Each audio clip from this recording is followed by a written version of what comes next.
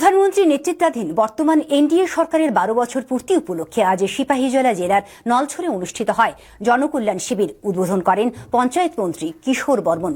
দশমীঘাট মাঠে আয়োজিত এই শিবিরে নাগরিকদের মধ্যে বিভিন্ন প্রশাসনিক সুবিধা প্রদান করা হয়। শিবিরে অন্যদের মধ্যে বিভিন্ন জনপ্রতিনিধি থেকে শুরু করে সংশ্লিষ্ট দপ্তরের আধিকারিকরাও উপস্থিত ছিলেন।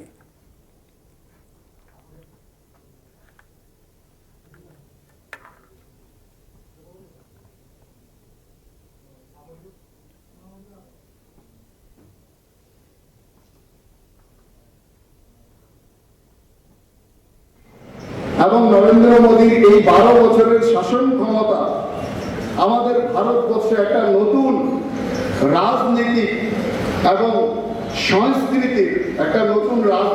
সংস্কৃতির প্রতিষ্ঠার বছর। এবং আমি মনে করি নরেন্দ্র মোদীজির এই 12 বছরের শাসনকাল আমাদের 140 কোটি ভারতবাসীর আমাদের যে আত্মবিশ্বাস, সেই আত্মবিশ্বাসের পুনর্জাগরণের বছর হচ্ছে মোদীজির এই শাসনকালের 12 বছর।